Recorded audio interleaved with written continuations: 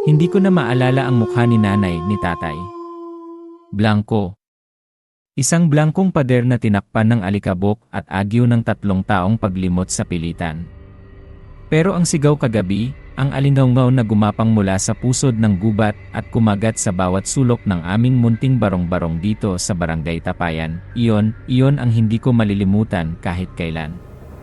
Parang tinik na bumaon sa utak, sa kaluluwa. Isang sigaw na hindi lang basta takot, may halong pagmamakaawa, tapos biglang naputol. Parang hiningang pinigil, ninakaw. Kami ni Lino, ang nakababata kong kapatid, ang natira. Ulila. Ang mga magulang namin inilamon ng kalsada sa isang aksidenteng sinasabi nilang kagagawan daw ng truck na nawalan ng preno. Pero dito sa Tapayan, iba ang bulungan. May anino raw na sumusunod sa truck na yon. May itim na usok na naiwan sa pinangyarihan. Sa baryo naming ito, ang lahat ng hindi maipaliwanag ay may isang pangalan. Bawang. Iyon ang aming ikinabubuhay. Mga pinatuyo, tinadtad, binabad sa langis na niluto sa mahinang apoy, isinasalin sa maliliit na bote. Pangontra daw sa masasamang espiritu, sa mga elemento, sa kung ano-anong hindi nakikita. Ibinibenta namin sa mga taga-baryo, sapat lang para may maisaing sa araw-araw, para matapalan ang butas sa bubong naming yero na tinatamaan ng kalawang at panahon. Ang amoy ng bawang, matapang, nakakasulasok minsan, iyon ang pabango ng aming kahirapan, ng aming pagpupunyagi. Iyon din ang aming sandata laban sa takot na hindi namin maamin kahit sa sarili. Nang gabing iyon, kasalukuyan kaming nagbibilang ni Lino ng kakarampot naming kinita. Nakaupo kami sa sahig na kawayan, sa harap ng gaserang nagbibigay liwanag na parang hininga ng matandang malapit ng malagutan ng hininga. Ang liwanag nito'y sumasayaw sa aming mga mukha, lumilikha ng mga aninong mas malaki, mas nakakatakot kaysa sa amin. Tahimik ang paligid, maliban sa huni ng mga kuliglig at tuko na tila ba nag-uusap tungkol sa mga lihim ng gabi. Tapos, ang sigaw. Napatigil kami ni Lino. Nagkatinginan. Ang mga mata niya, malalaki at bilog, puno ng tanong na hindi niya masabi. 14 pa lang siya, pero ang mga mata niya ay parang nakakita na ng higit pa sa dapat makita ng isang bata. Ako, 18, pero pakiramdam ko ay 100 taon na ang pasan ko. Hinawakan ko ang kamay niyang nagsisimula ng manginig. Ano yon, ate? Bulong niya, ang boses ay garalgal. Hindi ako sumagot agad. Pinakiramdaman ko ang hangin. May kakaiba. Parang biglang bumigat ang paligid, lumapot ang katahimikan pagkatapos ng sigaw. Ang huni ng mga kuliglig, napalitan ng ugong na mababa, parang ugong ng malaking kulisap na hindi mo mawari kung saan nanggagaling. Hindi ko alam, Lino, sabi ko, pilit pinatatatag ang boses. Baka hayop lang sa gubat. Pero kahit ako, hindi naniniwala sa sarili kong sinabi. Alam naming pareho na hindi iyon sigaw ng hayop. Sigaw iyon ng tao. Sigaw ng isang batang natatakot. Hindi nagtagal, nagsimula ang kumos. Mga yabag sa labas, mga nag-aalalang boses, mga ilaw ng sulo at gasera na gumuguhit sa kadiliman. May nawawala. Si Benjo, anak ni Aling Nena, 10 taong gulang. Huli siyang nakitang naglalaro malapit sa gilid ng gubat, kung saan nagsisimula ang malalaki at matatandang puno na tila mga higanteng nagbabantay. Lumabas kami ni Lino. Sumama sa mga taong nagkukumpulan sa maliit na plaza sa harap ng kapilya. Ang hangin ay puno ng tensyon, ng mga bulungan na mabilis kumalat na parang apoy sa tuyong kugon. Aswang. Narinig kong sabi ng isang matandang babae, si Lola Sima, na nakabalabal ng itim kahit mainit ang gabi. Bumalik na sila. Hindi kaya tikbalang. Sabi naman ng isang lalaki, si Mang Isko, hawak ang mahabang itak na kumikinang sa liwanag ng sulo. O baka kapre. Pero ang salitang iaswang ang nanatili sa isip ng lahat. Iyon ang kinatatakutan. Ang nilalang na nag-aanyong tao sa umaga at nagiging halimaw sa gabi. Ang kumakain ng atay, ng puso, ng sanggol sa sinapupunan. Ang alamat na ipinanakot sa amin simula pa noong bata kami, na akala namin nasa libro lang at sa mga kwento ng matatanda. Ngayon, narito na raw, naglalakad kasama namin, humihina ng parehong hangin. Ang mga tanod, kasama ang ilang matatapang na lalaki, ay nagpa siyang pumasok sa gubat. May dalang mga sulo, itak, at mga bote ng langis ng bawang na binili pa sa amin kaninang umaga. Tumingin sila sa amin ni Lino, tila nagtatanong kung sasama kami. Umiling ako. Masyadong delikado. At sino ang magbabantay sa bahay namin, sa kakarampot naming ari-arian? Pero hindi dahil doon kaya kami nagpaiwan. May ibang bumabagabag sa akin. Ang sigaw. Ang biglang pagkawala ni Benjo. Ang mga bulungan. Parang may hindi tama. Parang may kulang sa kwento. Habang pinagmamasdan namin ang mga sulo na unti-unting nilalamon ng kadiliman ng gubat, isang anino ang huminto sa di kalayuan, sa ilalim ng puno ng akasya na walang dahon. Isang lalaki. Matangkad, payat, nakasuot ng maitim na damit na parang lumang-luma na. Hindi namin maaninag ang mukha niya dahil sa anino ng puno at sa layo niya. Pero ang tindig niya, ang paraan ng pagtayo niya, may kakaibang bigat. Parang hindi siya ordinaryong taga-baryo. Napansin niya sigurong nakatingin kami ni Lino. Dahan-dahan siyang humarap sa amin. Kahit hindi namin makita ang mga mata niya, ramdam namin ang titig niya. Malamig. Matalas. Parang tumatagos sa balat. Tapos nagsalita siya. Ang boses niya ay mahina pero malinaw sa gitna ng mga bulungan at pag-aalala ng mga tao. Mag-ingat kayo, sabi niya. Hindi lang isang nilalang ang naghahasik ng lagim dito. Sino siya? Taga saan siya? Anong ibig niyang sabihin? Bago pa kami makapagtanong, tumalikod na siya at naglakad palayo, papunta sa direksyon kung saan nawala ang mga tanod sa gubat. Ang anino niya ay tila humaba, sumayaw, at biglang naglaho na parang kinain ng dilim. Naiwan kami ni Lino na nakatanga. Ang mga balahibo ko sa batok ay nagsitayuan. Hindi dahil sa takot sa aswang, kundi dahil sa lalaking iyon. Sa babala niya. Sa misteryo sa kanyang pagkatao. 8. Muling bulong ni Lino, mas mahigpit na ngayon ang kapit sa kamay ko. Sino iyon? Hindi ko alam, sagot ko, ang mga mata ko'y nakatuon pa rin sa lugar kung saan siya naglaho. Pero kailangan nating alamin. Ang pagkawala ni Benjo ay simula pa lang. Ang sigaw ay unang nota pa lang sa isang awit ng katatakutan. At ang lalaking iyon, ang babala niya. Iyon ang nagtulak sa amin na huwag lang basta maniwala sa mga bulungan. Kailangan naming malaman ang totoo. Kahit pa ang katotohanan iyon ay mas madilim at mas mapanganib kaysa sa aswang na kinatatakutan ng lahat. Pumasok kami ulit sa barong-barong. Isinara namin ang pinto, ikinandado ng maliit na trangka na gawa sa kawayan. Pero alam naming hindi sapat iyon para pigilan ang anumang nasa labas. Umupo kami ulit sa sahig, likod sa likod, pinakikiramdaman ang bawat tunog, bawat anino. Ang amoy ng bawang sa paligid ay tila hindi na sapat para magbigay ng proteksyon. Parang naging manipis na tabing na lang ito laban sa isang panganib na hindi namin mawari kung ano o sino. Nagsimula akong magduda. Sa mga kapitbahay na kanina lang ay nakangiti, ngayon ay may bakas ng takot at pag-iingat sa mga mata.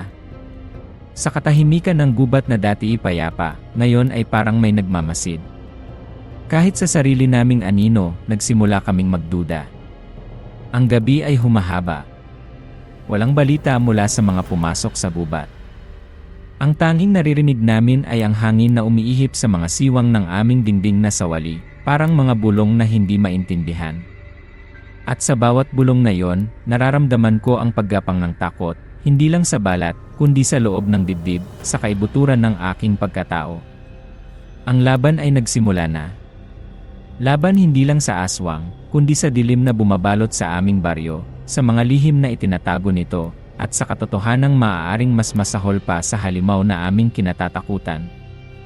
At kami ni Lino, dalawang ulilang nagtitinda ng bawang, ay nasa gitna nito, armado lamang ng kakarampot na kaalaman at ng lumalaking pagdududa sa lahat ng nasa paligid namin. Walang tulog. Bawat kaluskos sa labas ng dingding naming sawali ay tunog ng pakpak na humahagod sa lupa o ng mga kuko na kumakaskas sa kawayan. Ang hangin na pumapasok sa siwang ay hindi na presko, may dala itong amoy na hindi ko mawari, parang pinaghalong bulaklak ng kalatsotsi at nabubulok na laman. Si Lino, nakatulog din kalaunan pero hindi mapakali. Panay ang ungol, ang pagbaling na parang may humahabol sa kanya kahit sa panaginip. Ako, dilat ang mga mata hanggang sa unang patak ng liwanag ng araw. Hawak ang maliit na bote ng langis ng bawang na parang ito ang pinakamakapangyarihang sandata sa mundo. Kinabukasan, walang Benjo na bumalik. Ang mga tanod at kasamahan nila, nagsibalikan na pagod, putikan, at walang dala kundi mga kwento ng pagod at pagkabigo. Walang bakas, walang senyales. Parang bula na naglaho ang bata. Ang takot sa baryo ay mas lumalim pa. Ang mga tao'y hindi na halos lumalabas ng bahay paglubog ng araw. Ang mga bintana ay sinasarhan ng mahigpit, sinasabitan ng mga bungkos ng bawang at asin. Ang dating masayahing baryo ay nabalot ng katahimikan na mas nakakabingi kaysa ingay. Ang babala ng misteryosong lalaki kagabi ay umuulit-ulit sa isip ko, hindi lang isang nilalang ang naghahasik ng lagim dito. Hindi ako mapakali. Kailangan kong malaman. Kailangan naming malaman. Lino, sabi ko sa kapatid ko habang nag-agahan kami ng tuyo at sinangag. Pupuntahan natin si Lola Sinang. Si Lola Sinang ang pinakamatanda sa baryo. Sabi nila, mahigit 100 taon na siya, bagamat walang makapagsabi ng sigurado. Siya ang tagapagtago ng mga lumang kwento, ang manghihilot, ang tagatawas, ang sinasangguni ng lahat pagdating sa mga bagay na hindi maipaliwanag. Nakatira siya sa dulo ng baryo, sa isang maliit na kubo na napapaligiran ng mga halamang gamot at mga kakaibang ugat na nakasabit sa bintana. Nagkatinginan kami ni Lino. Nakita ko ang pag-aalinlangan sa mata niya, pero mayroon ding kislap ng pag-asa. Siguro, tulad ko, gusto na rin niyang matapos ang paghihintay at pagkatakot. Tumango siya. Dala ang isang bote ng aming pinakamabangong langis ng bawang bilang alay, tinahak namin ang daan papunta kay Lola Sinang. Ang mga nadadaanan naming bahay ay tahimik, ang mga bintana'y nakasara pa rin kahit maliwanag na ang araw. Ang ilang kapitbahay na nakasalubong namin ay mabilis na umiiwas ng tingin, nagmamadaling pumasok sa kani-kanilang mga bakuran. Ang dating samahan at pagtutulungan ay napalitan ng pagdududa at pag-ingat. Para bang ang bawat isa'y suspect. Narating namin ang kubo ni Lola Sinang. Kumatok kami sa pintong kawayan na bahagyang nakaawang. Walang sumasagot, pero may naririnig kaming mahinang ugong mula sa loob, parang dasal na binubulong. Lola Sinang. Tawag ko, medyo malakas. Bumukas ang pinto. Si Lola Sinang nakatayo roon. Maliit na babae, kuba na sa katandaan, ang balat ay kulubot na parang tuyong dahon. Pero ang mga mata niya, malalim at maitim, ay parang nakakakita hindi lang ng nasa harapan niya, kundi pati ng mga anino sa likod nito. Tinitigan niya kami ni Lino mula ulo hanggang paa. Mga anak ni Elena at Rodrigo, sabi niya, ang boses ay mahina pero malinaw. Pumasok kayo. Sa loob ng kubo, ang hangin ay mabigat sa amoy ng mga pinatuyong dahon, ugat, at insenso. May maliit na altar sa isang sulok, puno ng mga maliliit na rebulto, kandila, at mga botelyang may kung ano-anong laman. Naupo kami sa isang bangkong kahoy habang si Lola Sinang ay umupo sa tapat namin, sa isang maliit na upuang tumba-tumba na lumalangit-ngit sa bawat galaw niya. Alam ko kung bakit kayo narito, sabi niya, hindi inaalis ang tingin sa amin. Ang batang nawawala. Ang aswang. Tumango ako. Lola, totoo po ba? Totoo po bang may aswang dito sa tapayan? Huminga ng malalim si Lola Sinang. Ang mga mata niya ay lumayo, tumingin sa bintana, sa gubat na nakapaligid sa baryo.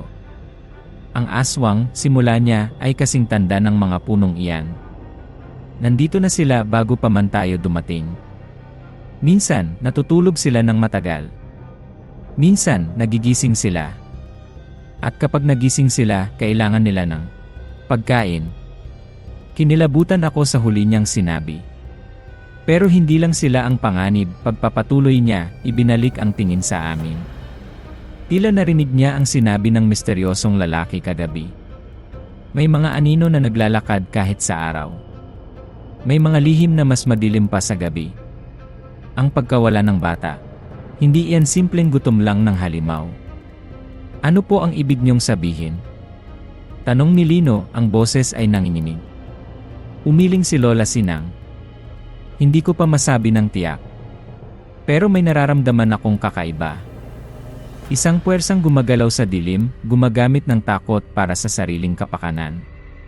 Mag-ingat kayo, mga apo. Lalo na kayong dalawa. Tumingin siya sa akin. Ang dugo ninyo, may kakaiba. Hindi ko naintindihan ang huli niyang sinabi, pero bago pa ako makapagtanong, itinuro niya ang isang direksyon sa labas ng bintana, papunta sa bahaging mas makapal ng gubat. May isang lumang bahay doon, sabi niya. Matagal nang inabandona. Sinasabing tinirhan iyon noon ng isang manggagamot na tumalikod sa liwanag. Walang lumalapit doon. Masyadong maraming kwento ng lagim. Pero kagabi, habang nagdarasal ako, may nakita akong kakaibang liwanag mula sa direksyong iyon. Mahina lang, parang kandila. Pero hindi dapat magkaroon ng liwanag doon. Nagkatinginan kami ni Lino. Ito na marahil ang kailangan naming simulan. Nagpasalamat kami kay Lola Sinang, iniwan ang bote ng langis, at nagmamadaling lumabas. Ang sinabi niya ay nagbigay sa amin ng direksyon, pero kasabay nito ay nagtanim din ng mas maraming tanong at mas malalim na takot. Sinundan namin ang direksyong itinuro ni Lola Sinang. Lumayo kami sa mga pamilyar na landas, pumasok sa bahagi ng gubat na bihira naming puntahan. Mas malalaki ang puno dito, mas makapal ang mga baging, mas madilim kahit tanghaling tapat. Ang mga tunog ng gubat ay tila nag-iba rin, mas tahimik pero mas mapanuri. Parang bawat puno, bawat dahon ay may matang nakatingin. Pagkatapos ng halos isang oras na paglalakad, natanaw namin ito. Ang bahay. Nakatayo ito sa isang maliit na napapaligiran ng matatangkad na damo at mga halamang gumagapang na halos natatakpan na ang mga dingding nitong gawa sa lumang kahoy. Ang bubong ay may mga butas, ang mga bintana ay basag o natatakpan ng mga tabing na sira-sira. Mukha itong bibigay anumang oras, pero may kakaibang tindig ito. Parang may humihina sa loob. May mga kakaibang marka sa paligid ng bahay. Mga uling na iginuhit sa lupa, mga bilog at linya na hindi namin maintindihan. May mga tuyong buto rin ng hayop na nakasabit sa ilang sanga ng puno malapit sa bahay. At ang amoy. Narito ulit iyon. Ang amoy ng bulaklak at nabubulok na laman mas matindi ngayon. Nag-aalangan kaming lumapit. Hawak ni Lino ang isang maliit na itak na dala namin, ako naman ay ang bote ng langis ng bawang at isang krus na gawa sa pinagpatong na sanga ng bayabas. Ate, sigurado ka ba rito? Tanong ni Lino, ang tingin ay hindi maalis sa bahay. Kailangan nating malaman, Lino, sabi ko, pilit tinatago ang sarili kong kaba. Kung may kinalaman ito sa pagkawala ni Benjo, dito natin malalaman. Dahan-dahan kaming lumapit. Ang bawat yabag namin sa tuyong dahon ay parang putok ng baril sa katahimikan. Pagdating namin sa harap ng pinto, na bahagyang nakaawang din, tulad ng kay Lola Sinang, pero mas nakakatakot, huminto kami. Sumilip ako sa siwang. Madilim sa loob. Ang tanging liwanag ay mula sa mga butas sa bubong at dingding. Makapalang alikabok, puno ng agyo ang bawat sulok. May mga lumang kasangkapan na nababalutan ng puting tela, parang mga multo na naghihintay. Sa gitna ng maliit na sala, may isang bilog na marka sa sahig, katulad ng mga nasa labas. May mga bakas ng kandila sa paligid nito. At may naririnig kami. Isang tunog na mahina pero tumatagos sa tainga. Hindi huni, hindi unggol. Isang paghirit. Paulit-ulit. Mahina, mataas, parang tunog ng isang nilalang na nahihirapan o nagagalit. Laalanay, laalanay, Lanay. Nanginig ang mga tuhod ko. Napahawak si Lino sa braso ko, ang mga kuko niya ay bahagyang bumaon sa balat ko. 8. Ang tunog ay tila nanggagaling sa isang silid sa bandang likuran ng bahay. Mas lumalakas. Lanay. Lanay. Lanay. Kasabay ng paglakas ng tunog ay ang pagbabago ng hangin sa loob. Bumigat ito lalo, lumamig, at ang amoy ay naging mas matindi, halos nakakasuka. Tapos, bigla itong tumigil. Katahimikan. Isang katahimikan na mas masahol pa sa tunog. Parang may nagpipigil ng hininga sa loob, naghihintay. Alam na namin. Hindi man namin nakikita, alam naming mayroon o mayroong isang bagay sa loob ng bahay na yon. At malakas ang kutob ko, malakas ang pakiramdam ko, na may kinalaman ito sa pagkawala ni Benjo. Ito ang pugad. Ito ang simula ng kasagutan. Hindi kami pumasok. Hindi pa namin kaya. Masyadong malakas ang presensya sa loob. Pero habang dahan-dahan kaming umaatras palayo sa bahay, papalabas pabalik sa mas pamilyar na bahagi ng gubat, isang bagay ang malinaw na sa amin, hindi na ito kwento lang. Hindi na ito bulungan lang. Ang aswang o anumang nilalang na gumagawa nito ay totoo. At naririto ito sa aming baryo, nagkukubli sa isang abandonadong bahay at malamang ay may hawak na inosenteng buhay. Ang takot ay nandyan pa rin, mas matindi pa nga. Pero sa ilalim nito, may ibang umuusbong sa dibdib ko, sa dibdib ni Lino. Isang determinasyon. Isang galit. Hindi kami pwedeng manahimik lang. Hindi kami pwedeng maghintay lang na may susunod na biktima. Ate, anong gagawin natin? Tanong ni Lino nang makalayo na kami ng sapat, nang medyo makahinga na kami ng maluwag. Tumingin ako sa kanya, sa mga mata niyang puno ng takot pero may tapang na rin. Tumingin ako pabalik sa direksyon ng abandonadong bahay, kahit hindi na namin ito makita. Maghahanda tayo, Lino, sabi ko, ang boses ko'y matatag na ngayon. Lalabanan natin ito. Ang pagbabago sa aming buhay ay hindi na lang ang pagiging ulila. Ito na ngayon ang pagharap sa isang katotohanang mas matindi pa sa kahirapan. Ang pagharap sa aswang. Ang pagpasok sa isang laban na hindi namin alam kung paano ipapanalo, pero alam namin kailangan naming subukan. Para kay Benjo. Para sa baryo. Para sa aming mga sarili. Ang bigat ng dasal ay kasing bigat ng mga halamang gamot na pinipitas namin sa ilalim ng bilog na buwan, isang buwan na may mamula-mulang kulay, na sabi ni Lola Sinang ay senyales ng masamang pangitain o ng paglakas ng mga nilalang ng dilim. Ang bawat dahon ng sambong para sa pagtataboy, ang bawat ugat ng makabuhay para sa proteksyon, ang bawat bunga ng nyug-nyogan na pinatuyo at ginawang kwintas, lahat ay may kasamang kaba at determinasyon. Hindi na kami simpleng nagtitinda ng bawang, kami na ngayon ay mga baguhang mandirigma laban sa isang kaaway na hindi namin lubos na kilala. Sinabi namin kay Lola Sinang ang tungkol sa abandonadong bahay, sa tunog na narinig namin. Tumango lang siya, ang mga matay puno ng lungkot at pag-aalala. Binigyan niya kami ng mga tagubilin, mga dasal sa Latin na hindi namin maintindihan pero kailangan daw naming isaulo, mga orasyon na ibubulong sa tubig na inumin, mga paraan ng paggawa ng anting-anting gamit ang mga bagay na makikita lang sa gubat tuwing hating gabi. Ang aswang ay hindi lang pisikal na nilalang, paliwanag niya isang hapon habang tinuturuan niya kaming magdikdik ng pinaghalong luya, bawang, at asin para ipahid sa mga pintuan at bintana. Ito'y espiritu ng kasakiman, ng gutom na walang katapusan. Mahina ito sa banal, sa matapang, at sa mga bagay na sumisimbolo sa buhay at liwanag. Araw-araw, pagkatapos naming magtinda ng kaunting langis para may pambili ng bigas, ang oras namin ginugugol sa paghahanda. Nagsasanay si Lino sa paggamit ng itak na bigay ni Lola Sinang, isang luma at kinakalawang na itak na may mga kakaibang ukit sa puluhan. Ako naman, isinasaulo ang mga dasal, pinag-aralan ang mga simbolo, at sinusubukang pakiramdaman ang paligid, gaya ng turo ni Lola Sinang na subukan kong buksan ang pangatlong mata. Mahirap. Nakakapagod. Nakakatakot. Sa bawat gabi, mas lumalakas ang pakiramdam na pinagmamasdan kami. May mga anino sa gilid ng aming mga mata na mabilis na nawawala kapag tinitingnan. May mga kaluskos sa bubong na hindi gawa ng daga o ibon.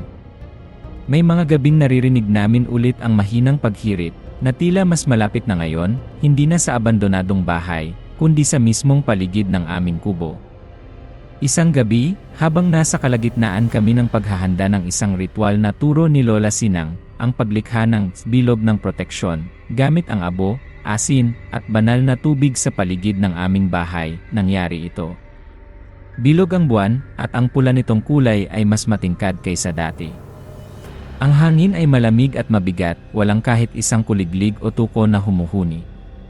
Isang katahimikan na nakakabingi, mas masahol pa sa ingay.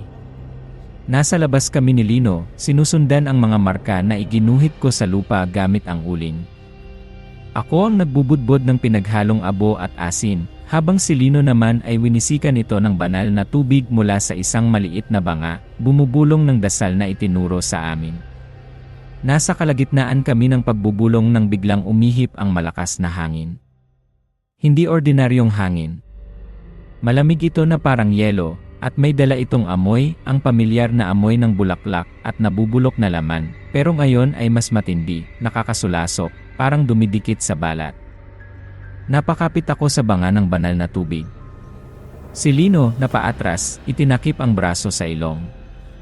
Kasabay ng hangin ay ang pagyanig ng lupa.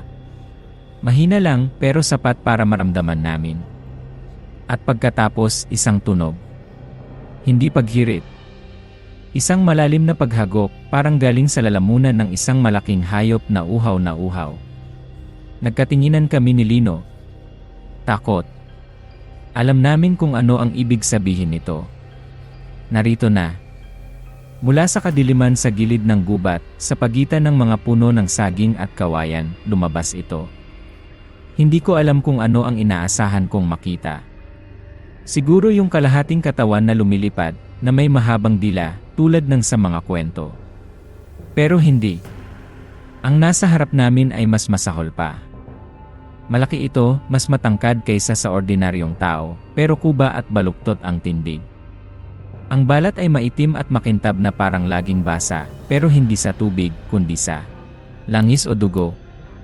Ang mga braso ay mahahaba at payat, nagtatapos sa mga kuko na kasing haba at talim ng mga kutsilyo.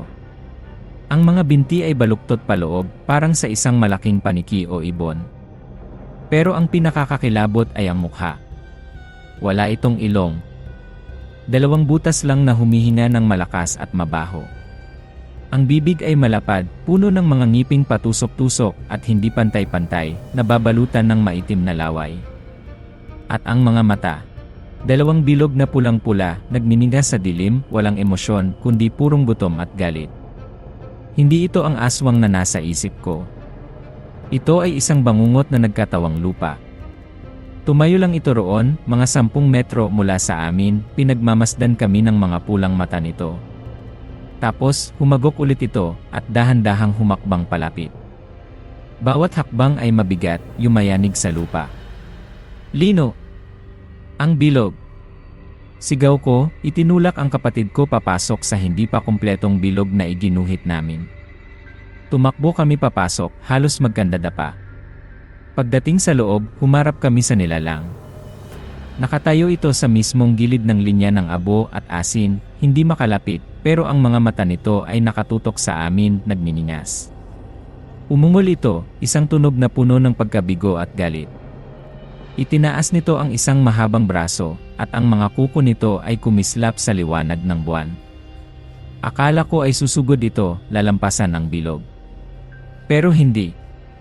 Sa halip, dumukot ito sa lupa sa labas ng bilog, at ibinato sa amin ang isang dakot ng lupa at mga bato. Napailag kami. Ang ilan ay tumama sa amin, hindi masakit, pero nakakagulat. Natawa ito, isang tawa na garalgal at masakit sa tainga. Tila ba naglalaro lang ito sa amin? Dasal, ate. Ang dasal. Sigaw ni Lino, nanginginig pero hawak ng mahigpit ang itak. Tumango ako. Pinikit ko ang aking mga mata, pilit inaalala ang mga salitang Latin na itinuro ni Lola Sinang. Nagsimula akong bumigkas kahit nanginginig ang boses ko. Exorcizamus ti, omnis imundus spiritus, omnis satanica potestas, omnis incursio infernalis adversari. Sa bawat salitang binibigkas ko, tila mas lalong nagagalit ang nilalang. Umurong ito ng bahagya, umuungol, tinatakpan ang mga butas sa mukha na nagsisilbing tainga. Pero hindi ito umaalis. Nagpatuloy ako, mas nilalakasan ang boses, pilit iwinawaksi ang takot sa dibdib. Omnis legio, omnis congregatio et secta diabolica. Ergo, Draco maledict et omnis legio diabolica. Bigla sumugod ito. Hindi papasok sa bilog, kundi paikot dito, napakabilis, na parang isang anino na gumagalaw sa gilid ng aming paningin. Hinahanap nito ang butas, ang kahinaan sa aming depensa. Lino, huwag kang aalis sa bilog. Sigaw ko habang patuloy sa pagdarasal. Adjuramus ti perdium vivum, perdium verum, perdium sanctum. Cessa dissiper humanas creaturas, isque aeterna perditionis. Venenum propiner. Huminto ito sa isang bahagi ng bilog kung saan medyo manipis ang pagkakabudbod ng abo at asin dahil sa pagmamadali namin kanina. Itinutok nito ang mga pulang mata sa lugar na yon. At pagkatapos, huminga ito ng malalim at bumuga. Hindi apoy. Hindi usok. Isang maitim na likido, parang alkitran, ang lumabas sa bibig nito, tumama sa manipis na bahagi ng bilog. Umusok ang abo at asin, natunaw sa itim na likido. May butas na ngayon sa aming proteksyon. "Ek!"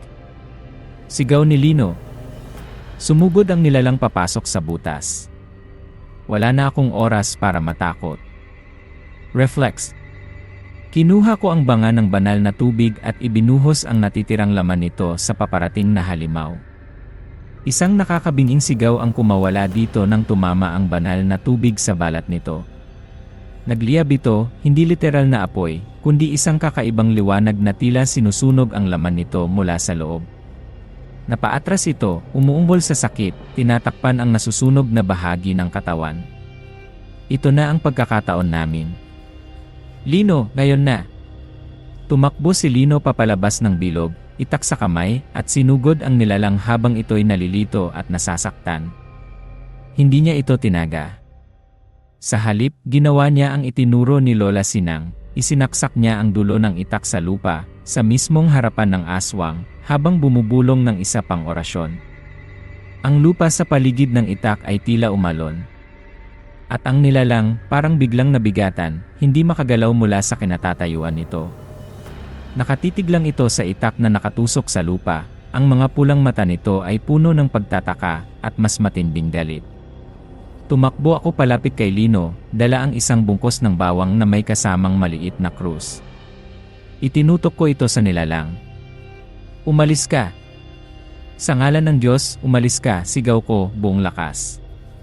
Ang nilalang ay sumigaw muli, isang sigaw na pinaghalong sakit, galit at takot. Nagpumiglas ito, pero hindi makawala sa kung anumang kapangyarihan ang humahawak dito mula sa itak na nakatusok sa lupa. Pagkatapos, sa isang iglap, ang katawan nito ay tila nag-dissolve. Naging itim na usok na mabilis na humihip palayo, pabalik sa kadiliman ng gubat, nag-iwan lang ng masangsang na amoy at ng itim na mansa sa lupa kung saan ito tumayo kanina. Naiwan kami ni Lino, hingal na hingal, nanginginig, nakatayo sa gitna ng nasirang bilog ng proteksyon. Ang buwan sa itaas ay tila tumatawa sa amin, ang pulang kulay nito ay parang dugo. Ang katahimikan ay bumalik, pero hindi na ito ang dating katahimikan. Ito ay katahimikan na may bigat, na may alaala ng katatakutan na aming naranasan. Tumingin ako kay Lino. Ang tapang na nakita ko sa kanya kanina ay napalitan ng pagod at shock. Ganoon din siguro ang itsura ko. Tapos na ba? Tanong niya, ang boses ay halos pabulong. Umiling ako. Hindi ko alam. Hinubot niya ang itak mula sa lupa. Ang dulo nito ay umuusok ng bahagya. Ang engkwentro na ito, iba ito. Totoo. Pisikal. Mas brutal at mas primal kaysa sa inaasahan namin. Hindi ito tulad ng mga kwento ni Lola Sinang na parang alamat lang. Ito ay isang halimaw na totoo, na kayang manakit, na kayang pumatay. At ang mas nakakatakot pa, hindi ito ang inaasahan naming aswang. Ang itsura nito, ang paraan ng pag-atake, ang reaksyon nito sa dasal at banal na tubig, may kakaiba. Parang, hindi ito purong aswang. Parang may ibang halo. O baka ito talaga ang tunay na anyo ng aswang, malayo sa mga popular na kwento. Isa pang tanong ang sumagi sa isip ko, bakit kami? Bakit kami ang inatake nito ng direkta? Dahil ba sa pagpunta namin sa abandonadong bahay? Dahil ba sa paghahanda namin? O may iba pang dahilan? Ang laban na ito ay nag-iwan sa amin ng mga sugat, maliit na galos mula sa ibinatong lupa, paso mula sa itim na likido, at isang malaking sugat sa aming kumpiyansa. Akala namin handa na kami. Akala namin alam na namin ang gagawin. Pero ang katotohanan ay mas malala pa pala. Ang kalaban ay mas malakas, mas nakakatakot, at mas hindi maintindihan kaysa sa inaakala namin. Ang determinasyon namin ay hindi nawala. Sa katunayan, mas tumindi pa ito. Pero ngayon, may kasama na itong mas malalim na pag-ingat at mas matingkad na takot. Ang dilim ay hindi lang nasa labas, nararamdaman naming gumagapang na rin ito sa loob namin, nagtatanim ng pagdududa at pangamba. Kailangan naming bumalik kay Lola Sinang. Kailangan naming malaman kung ano ang nilalang na yon. At kailangan naming maghanda ulit. Dahil alam naming babalik ito. At sa susunod, baka hindi na kami swertihin. Hindi lang pangil at pakpak ang kalaban. May mata itong nangungusap o mas tamang sabihin, mga mata iyong pulang-pula na parang baga, na sa kabila ng kabangisan ay may bakas ng pagkakilala. O guni-guni ko lang ba yon, dala ng matinding takot at pagod matapos ang pag-atake kagabi. Ang imahe ng nilalang, ang amoy, ang tunog ng paghagok nito, paulit-ulit na naglalaro sa isip ko habang tinutulungan ko si Lino na linisin ang itim na mansa na iniwan nito sa lupa. Kahit anong kuskus namin ng abo at tubig, hindi ito maalis. Isang permanenteng paalala ng bangungot. Bumalik kami kay Lola Sinang kinaumagahan, dala ang kwento ng aming enkwentro. Nakikinig siyang mabuti, ang mga kulubot sa kanyang mukha ay tila mas lumalim pa. Nang ipakita namin ang itak na umuusok pa rin ng bahagya sa dulo, at ang maliit na paso sa braso ko mula sa itim na likidong ibinuga ng nilalang, umiling siya ng dahan-dahan. Hindi yan ordinaryong aswang, sabi niya, ang boses ay puno ng pag-aalala. May kapangyarihang itim na nakahalo dyan. Mas malakas. Mas mapanganib. At ang pag-atake sa inyo, hindi iyon nagkataon lang. Ano po ang ibig niyong sabihin, Lola? Tanong ko, ang puso ko'y kumakabog na naman. May kumokontrol dito, sagot niya, tumingin ng diretsyo sa aming mga mata. O mas tamang sabihin, may gumagamit sa kapangyarihan nito. Ang aswang ay nagiging kasangkapan lamang. Kasangkapan? Sino ang gagamit sa isang halimaw? At para saan? Ang mga marka sa abandonadong bahay, pagpapatuloy ni Lola Sinang, ang ritual na nakita ninyong bakas. Hindi iyon para lang sa aswang. Iyon ay para sa pagtawag, sa pagkontrol, sa pagpapalakas. Gamit ang enerhiya ng takot, ng buhay na kinukuha. Si Benjo. Ang buhay na kinuha. Ginamit ba ang pagkawala niya para palakasin ang nilalang na iyon? O para sa iba pang mas madilim na layunin? Sino po ang may gawa nito? Halos pabulong na tanong ni Lino. Hindi sumagot si Lola Sinang. Sa halip, ibinigay niya sa amin ang isang maliit na salamin na may takip na itim na tela. Gamitin niyo ito mamayang gabi sa ilalim ulit ng buwan.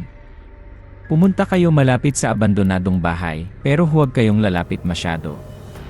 Itutok niyo ito sa direksyon ng bahay, alisin ang takip at bumulong ng dasal na ito.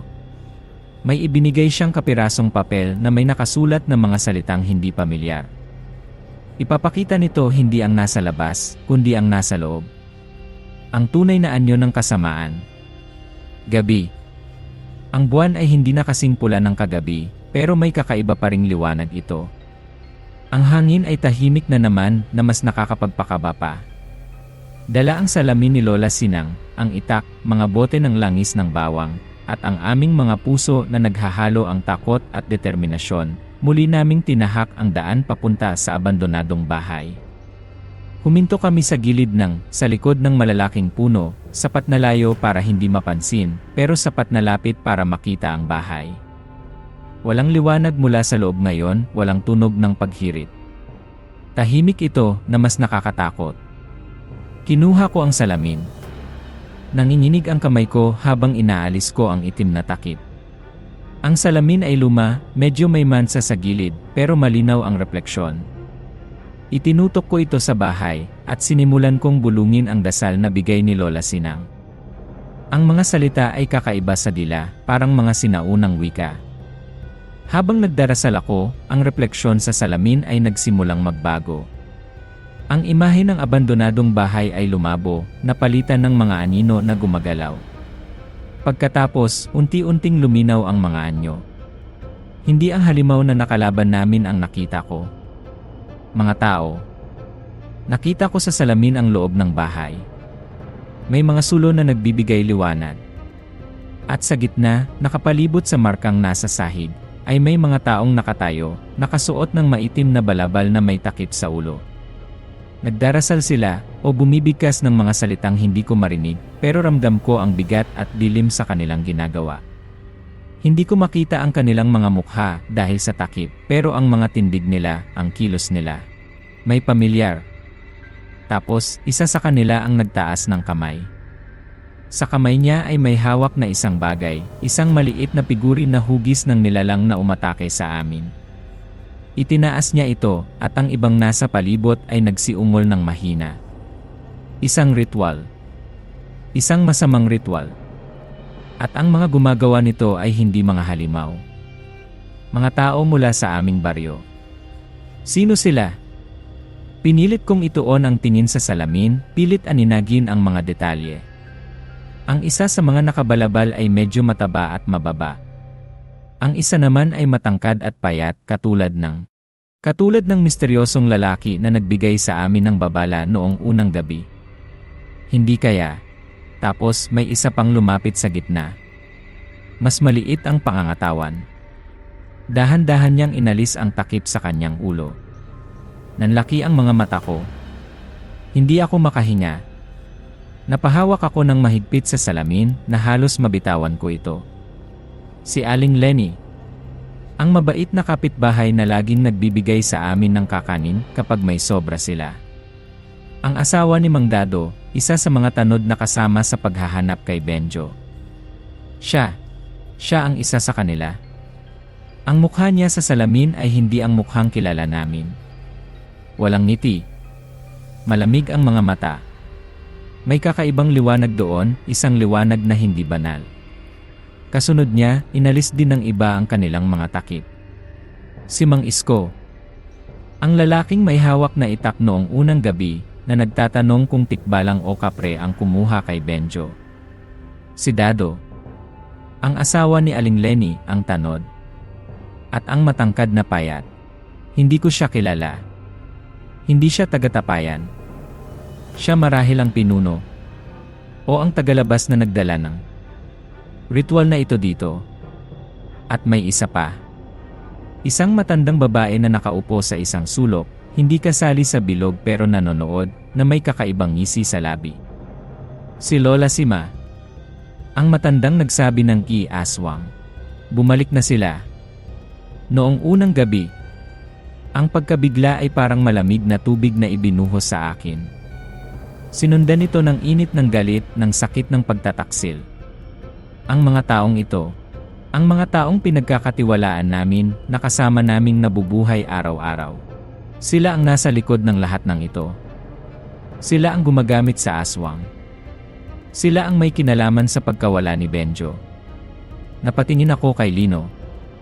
Nakita niya rin ang mga anyo sa salamin.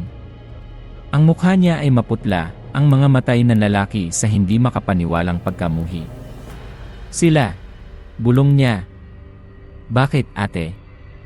Bakit nila ginagawa ito? Hindi ko alam ang isasagot. Ang tanging alam ko ay ang bigat ng katotohanan ito. Ang tunay na halimaw ay hindi ang nilalang na may pulang mata at mahahabang kuko. Ang tunay na halimaw ay ang mga taong ito na nagkukubli sa likod ng mga ngiti at pakikisama habang nagsasagawa ng kadiliman para sa kanilang sariling kapakanan. Anong kapakanan? Kayamanan, kapangyarihan, paghihiganti. Habang pinagmamasdan namin ang ritual sa salamin, biglang tumingin sa direksyon namin ang matangkad at payat na lalaki. Diresto sa salamin. Diresto sa aming mga mata. Ngumiti siya, isang ngiti na hindi abot sa mata, isang ngiti na nagpatindig sa lahat ng balahibo ko. Alam niya. Alam niyang nandito kami. Alam niyang nakita namin. Isang bitag. Ang salamin. Ang turo ni Lola Sinang. Posible kayang. Kasama rin siya. Hindi. Hindi maaari. Pero bakit niya kami pinapunta dito? Bago pa kami makagalaw, narinig namin ang kaluskos sa likuran namin. Mabilis. Marami. Paglingon namin, nakita namin sila. Mga anino na gumagalaw sa pagitan ng mga puno. Mga mata na kumikinang sa dilim. Hindi ang mga taong nasa loob ng bahay. Iba ito. Mga mas maliliit na nilalang, maitim, mabilis, parang mga malalaking gagamba o unggoy na may mahahabang buntot. At sa gitna nila, nakatayo ang halimaw na nakalaban namin kagabi. Ang pulang mata nito ay nakatuon sa amin, puno ng galit at paghihiganti. Nahulog kami sa bitad. Alam nila ang aming pagmamanman. Pinapunta nila kami dito para tapusin. Takbo, Lino! Sigaw ko, itinulak ang kapatid ko palayo. Hinablot ko ang bote ng langis ng bawang, ibinato sa mga paparating na anino. Sumigaw sila sa sakit ng tumama ito, pero hindi sila tumigil. Hinawakan ko ang kamay ni Lino at tumakbo kami papalayo sa abandonadong bahay, papalayo sa liwanag ng buwan, papasok sa mas madilim na bahagi ng gubat, palayo sa baryo. Ang mga sigaw ng mga nilalang, ang hagop ng aswang, ang tawa ng mga taong nagtaksil sa amin, lahat ay humahabol sa amin, lumalamon sa katahimikan ng gabi. Ang sakit ng katotohanan ay mas matindi pa kaysa sa takot sa halimaw. Ang mga pinagkatiwalaan namin, sila pala ang kalaban. Ang buong baryo, o karamihan dito, ay maaaring sangkot sa madilim na ritual na ito. Wala na kaming mapagkakatiwalaan. Wala na kaming ibang kakampi kundi ang isa't isa. Ang paghahanda namin, ang mga dasal, ang mga anting-anting, lahat ay parang naging walang saysay sa harap ng ganitong klaseng pagtataksil. Ang laban ay hindi lang laban sa aswang. Ito ay laban sa kasamaan na nag-ugat na pala ng malalim sa aming komunidad. At ngayon, kami ang tinutugis. Hindi lang ng halimaw, kundi ng mga taong dati naming tinatawag na kapitbahay, kaibigan, kababayan. Ang tapayan, ang dati naming tahanan, ay naging isang malaking bitag na kailangan naming takasan. Isang pagkakamali lang ng yabag, katapusan na namin.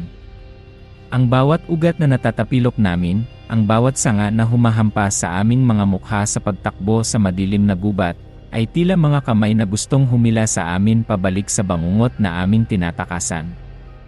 Ang mga sigaw at hagok sa likuran namin ay hindi humihina, minsan ay parang lumalayo, minsan ay parang nasa tabi na lang namin, humihingal sa aming mga batok. Ate, hindi ko na kaya. Hinal na sabi ni Lino, ang boses ay basag na sa pagod at takot. Hawak ko pa rin ang kamay niya, pero ramdam ko ang panghihina ng kanyang mga tuhod. Kaya mo yan, Lino. Konti na lang, sigaw ko pabalik, bagamat hindi ko alam kung saan kami pupunta, kung mayroon pa bang kikonti na lang. Ang alam ko lang, kailangan naming makalayo sa tapayan, sa mga nagtaksil, sa mga halimaw na humahabol sa amin. Ang gubat na dati naming nilalaruan noong mga bata pa kami, na pinagkukunan namin ng panggatong at mga halamang gamot, ngayon ay naging isang labirinto ng panganib. Ang mga puno ay tila mga aninong nagbabantay, ang mga tunog ng gabi ay hindi na huni ng kuliglig kundi mga babala ng papalapit na kamatayan. Bigla, natisod si Lino sa isang nakausling ugat. Bumagsak siya sa lupa, napasigaw sa sakit. Bago pa ako makalapit para tulungan siyang tumayo, narinig namin ang mabilis na kaluskos sa mga puno sa itaas namin. Pagtingala ko, nakita ko sila. Ang mga maliliit at maitim na nilalang na parang unggoy na may mahahabang buntot. Mabilis silang nagpapalipat-lipat sa mga sanga, ang mga mata nilang kumikinang ay nakatutok sa amin. Mga sigbin, naalala ko ang kwento ni Lola Sinang tungkol sa mga alagad ng aswang. Isa sa kanila ang tumalon mula sa puno, pabagsak sa direksyon ni Lino. Lino, umilag! Itinulak ko si Lino, at ang sigbin ay lumapag sa lugar kung nasaan siya kanina lang. Mabilis itong tumayo, humaharap sa amin, naglalaway ang mga matutulis na ngipin. Kasunod nito, nagsitalunan na rin ang iba pa, pumapalibot sa amin. Napaatras kami ni Lino, ang mga likod namin ay halos magkadikit. Hawak niya ang itak, ako naman ay ang natitirang bote ng langis ng bawang at ang krus na gawa sa bayabas. Kulang. Alam kong kulang ito laban sa dami nila. Ano nang gagawin natin, ate? Tanong ni Lino, ang takot ay malinaw sa kanyang boses, pero ang mga kamay niya ay mahigpit na nakahawak sa itak. Tumingin ako sa paligid. Madilim pero may kaunting liwanag mula sa buwan na tumatagos sa mga dahon. Kailangan namin ng pagkakataon. Kailangan namin ng isang bagay na makakapagpaatras sa kanila. Naalala ko ang itinuro ni Lola Sinang. Ang kahinaan ng mga nilalang ng dilim. Banal na bagay. Matapang na amoy. At apoy. May dala kaming pusporo at kaunting tuyong dahon sa aming mga bulsa, para sana sa pagluluto kung sakaling abutin kami ng gabi sa paghahanap ng halamang gamot noon. Ngayon, ito na lang ang pag-asa namin. Lino, kapag sinabi kong ngayon, itaga mo ang pinakamalapit sa iyo, tapos tumakbo tayo papunta doon. Itinuro ko ang isang malaking puno ng balete sa di kalayuan, na may malalaking ugat na maaaring pagtaguan. Pero, magtiwala ka sa akin. Handa ka na? Tumango si Lino kahit bakas ang pag-aalinlangan. Mabilis kong inilabas ang posporo at ang mga tuyong dahon. Ang mga sigbin ay papalapit na, gumagawa ng mga kakaibang tunog na parang pagklik at paghirit.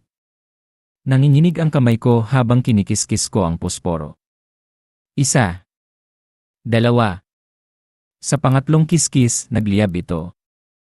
Mabilis kong sinindihan ang mga tuyong dahon. Nagliyab ito agad, lumikha ng maliit na apoy na nagbigay liwanag at init. Ngayon, Lino. Sumigaw si Lino at itinaas ang itak, itinaga sa sigbin na pinakamalapit sa kanya. Umigtad ang nilalang, sumigaw sa sakit ng tamaan sa braso, at nag-atubiling sumugod. Kasabay noon, ibinato ko ang maliit na bungkos ng nagliliyab na dahon sa gitna ng mga sigbin. Nagsigawan sila sa takot at umatras ng bahagya mula sa apoy. Ito na ang pagkakataon namin. Takbo! Hinila ko si Lino at tumakbo kami papunta sa puno ng balete. Narinig namin ang galit na sigaw ng mga sigbin sa likuran, pero hindi kami lumingon. Pumasok kami sa ilalim ng malalaking ugat ng balete, isang maliit na espasyo na halos kasya lang kaming dalawa. Madilim dito at amoy lupa at lumot. Pinakiramdaman namin ang paligid. Ang mga sigbin ay hindi sumunod sa loob. Naririnig namin sila sa labas, paikot-ikot, umuungol sa pagkabigo. Tila ba may pumipigil sa kanilang pumasok sa ilalim ng balete. Sabi ng matatanda, ang balete ay tahanan ng mga espiritu, minsan mabuti, minsan hindi. Ngayon, ito ang aming naging kanlungan. Huminga kami ng malalim ni Lino, parehong pagod na pagod at nanginginig. Ang init ng katawan namin ay nagsasama sa maliit na espasyo. Akala ko katapusan na natin, sabi ni Lino, ang boses ay garalgal. Hindi pa, sagot ko, kahit hindi ako sigurado. Pero kailangan nating makaalis dito. Hindi tayo pwedeng magtagal. Narinig namin ang isang pamilyar na tunog mula sa di kalayuan. Isang malalim na paghagok. Ang aswang. Alam nitong nandito kami. Hindi kami ligtas dito ng matagal. Kailangan naming gumalaw ulit. Pero saan kami pupunta? Pabalik sa baryo ay tiyak na kamatayan. Palayo sa gubat? Paano? Tumingin ako sa labas ng mga ugat. Nakita ko ang liwanag ng buwan sa isang direksyon. Mukhang papunta yon sa ilog na nasa gilid ng gubat. Kung makakarating kami doon, marahil. Marahil makakatakas kami gamit ang agos. Lino, may plano ako, bulong ko. Ipinaliwanag ko sa kanya ang balak naming tahakin ang daan papunta sa ilog. Delikado, pero mas may pag-asa kaysa manatili dito. Naghanda kami. Inayos ni Lino ang hawak sa itak.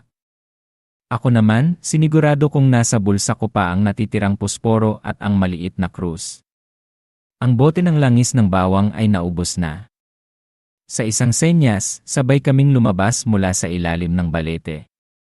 Ang mga sigbin ay nagulat pero mabilis na nakabawi at sumugod ulit. Hindi na kami lumaban. Tumakbo lang kami ng tumakbo papunta sa direksyon ng ilog, umiiwas sa mga sanga, tumatalon sa mga bato, habang ang mga sigbin ay humahabol sa likuran, at ang hagok ng aswang ay parang kulob na yumayanig sa buong gubat. Naririnig na namin ang agos ng tubig. Malapit na kami. Pero pagdating namin sa pampang ng ilog, isang anino ang humarang sa aming daan. Malaki. Mas malaki pa kaysa sa aswang na nakalaban namin. Nakatayo ito sa gitna ng daan, ang anyo nito ay hindi malinaw sa dilim, pero ramdam namin ang matinding kapangyarihan at panganib na nagmumula dito. Hindi. Ito ang aswang. Iba ito. Mas matanda. Mas malakas. At sa likuran nito, sa kabilang pampang ng ilog, nakita namin sila.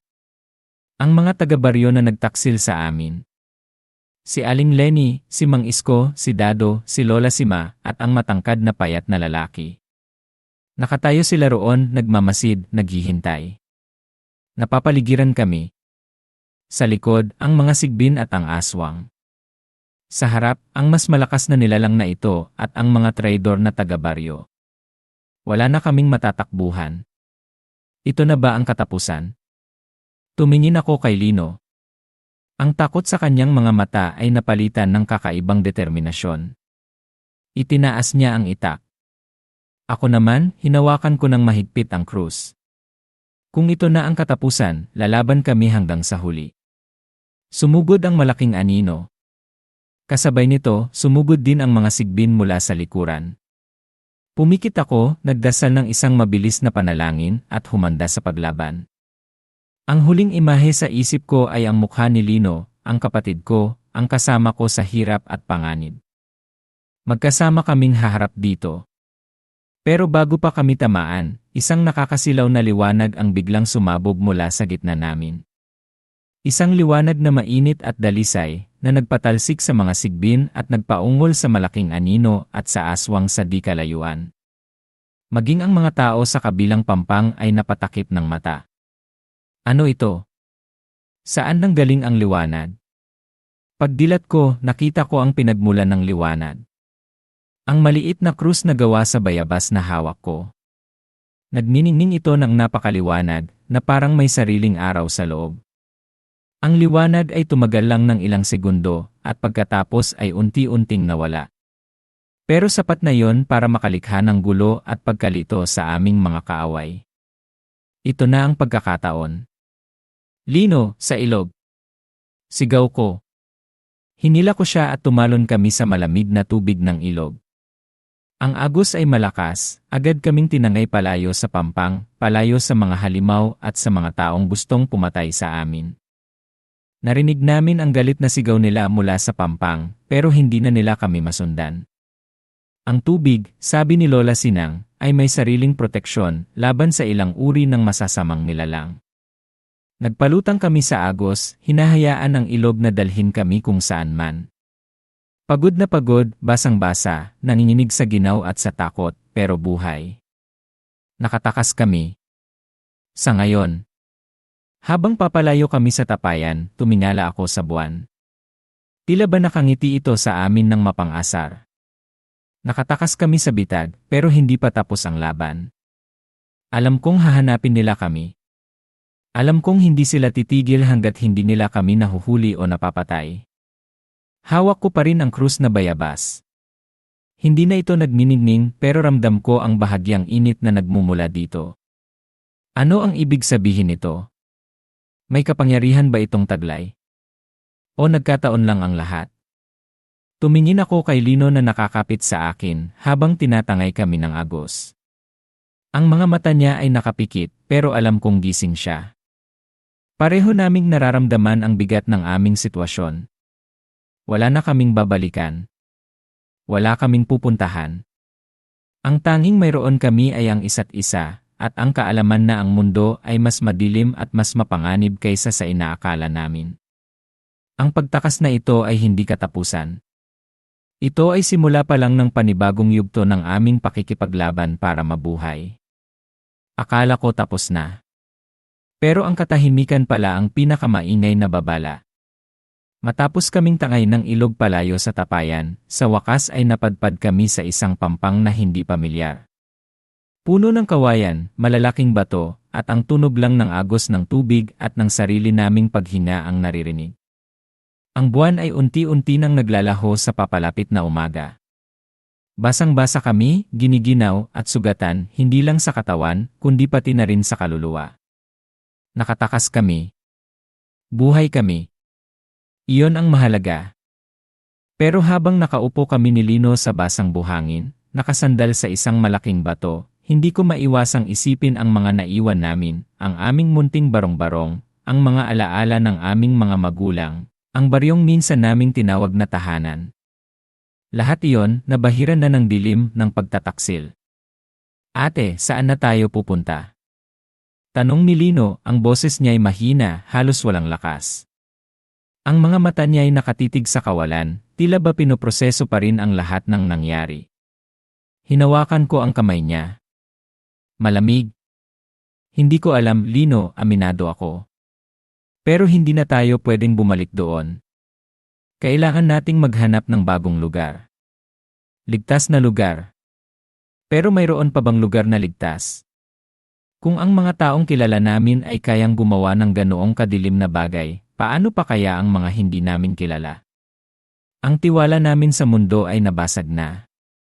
Nagpalipas kami ng ilang oras doon, sinusubukang patuyuin ang aming mga damit sa mahinang sikat ng araw na nagsisimula ng sumilip.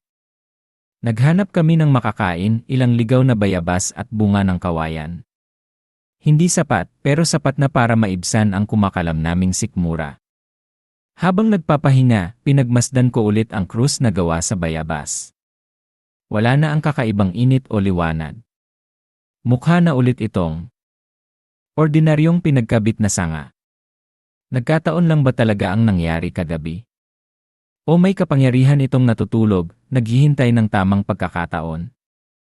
Isinabit ko ito sa leg ko gamit ang isang piraso ng baging. Kahit ano pa man ito, nagbigay ito sa amin ng pag-asa.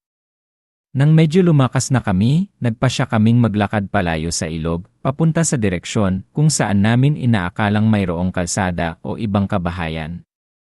Naglalakad kami ng may pag-iingat, bawat anino ay pinagdududahan, bawat tunog ay pinakikinggan. Ang takot ay hindi nawala, nanatili itong kasama namin, isang malamig na kamay na nakahawak sa aming mga balikat.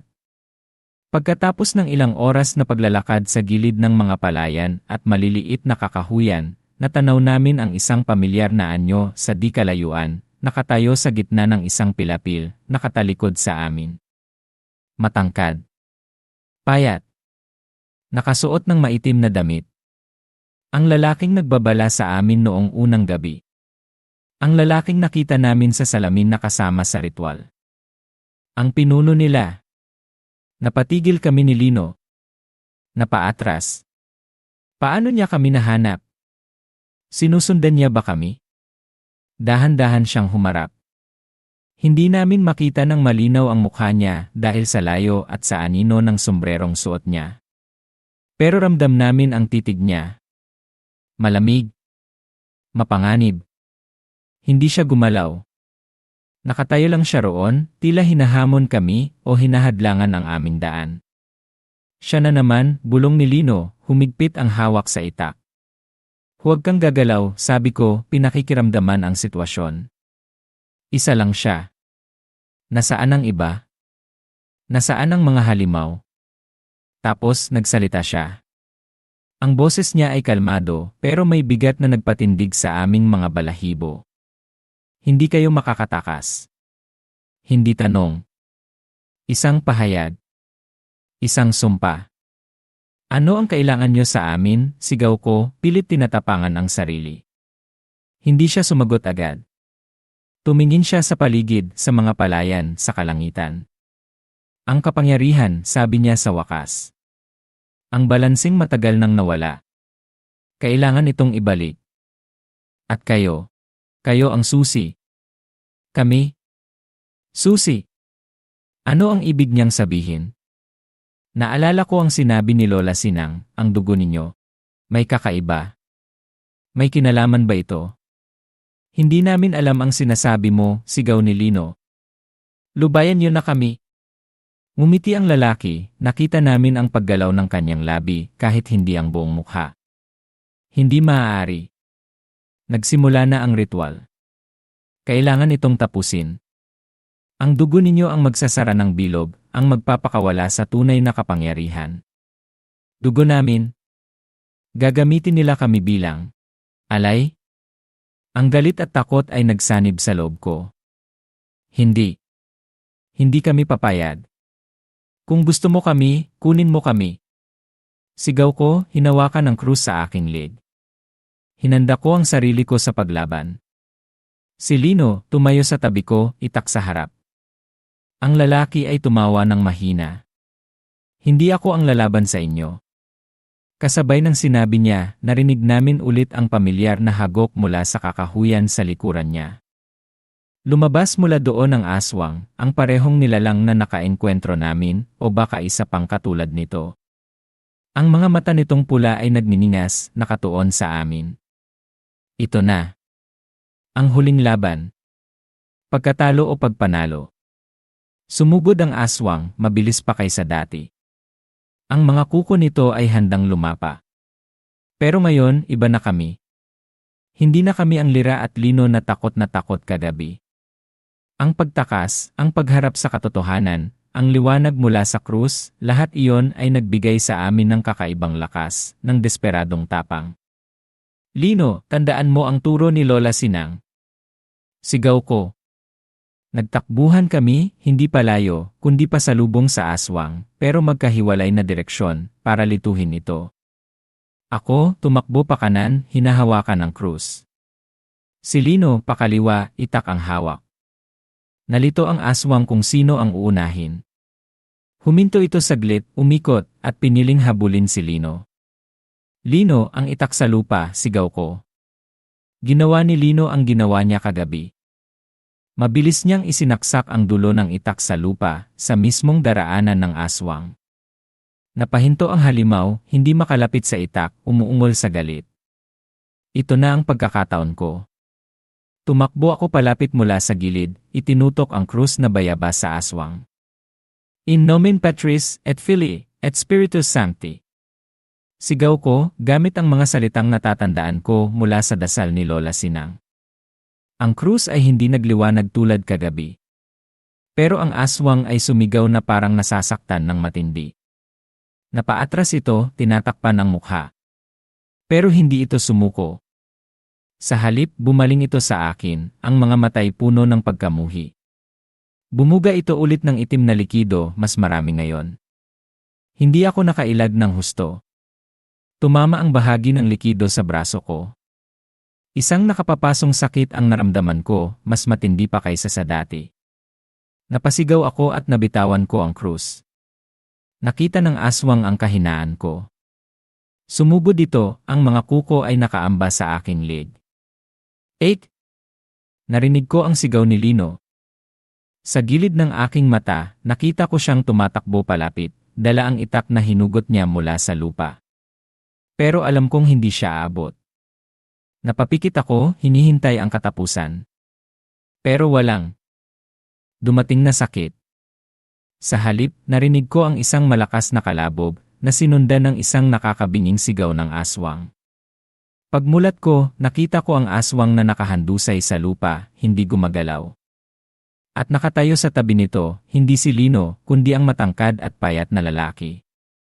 Hawak niya ang isang kakaibang patalim, maitim, kumikinang, na nakatusok sa dibdib ng aswang. Siya ang pumatay dito. Bakit? Tumingin siya sa akin, tapos kay Lino na papalapit. Ang mga mata niya sa ilalim ng sombrero ay hindi ko pa rin makita ng malinaw, pero ang ngiti sa labi niya ay naroon pa rin.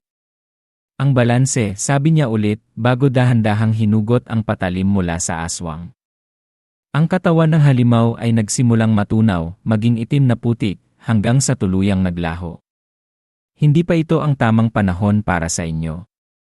Tapos, tumalikod siya at nagsimulang maglakad palayo, pabalik sa kakahuyan. Sandali!